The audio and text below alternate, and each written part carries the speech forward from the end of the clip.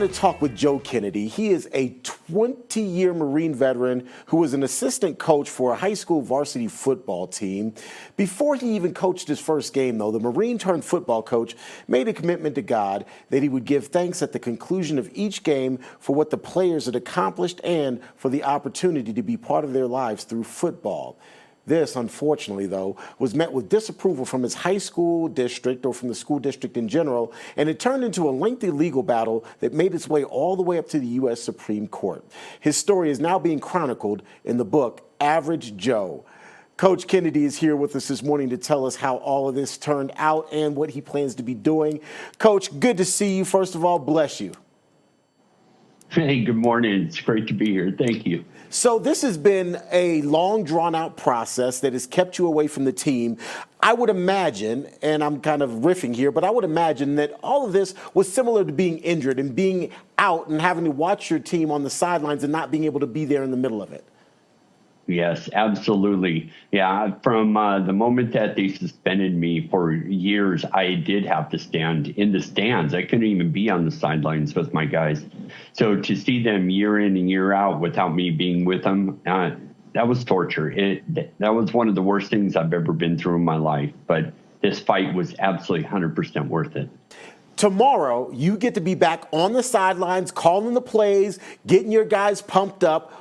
How's that feel? How's that going to feel? And what is your expectation for how you'll respond after being away for so long? Well, you know, I be honest with you, it's been a little rough. I'm kind of rusty. We have a whole new coaching staff, as you can imagine, because this was an 8-year battle just to get back onto the field. So over the 8 years, they've changed the offense, they've changed the defense, and even the special teams. I have all new coaching staff. And the kids were in grade school when all of this was happening. So it's been such a change and a huge eye-opener to see what has changed over the past 8 years alone here at our school.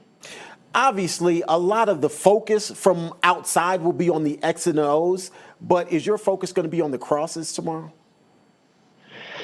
It always is. It really is. My sole purpose, I have the most wonderful, knowledgeable people that do the X's and O's. The offensive coordinator, defensive coordinator, the head coach, all of them are just awesome. They know their jobs. They know them inside out and backwards, and they get to focus solely on that. I get to do the really cool thing, and I get to focus on the young men that are doing that. And then giving thanks after the football game, and look at that, bringing God right back into the schools.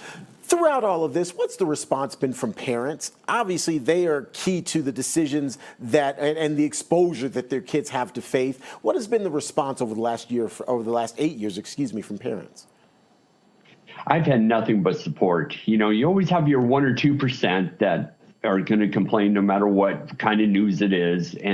But overall, yeah, just about every single person has been on my side. They've been encouraging. And it's not just here in Bremerton. It's all across Washington and the United States. Millions of Americans have been praying for this for so long and have been stood by my side for the past 8 years during this battle. So this wasn't me. This was all of us fighting this battle so that we could have our freedom.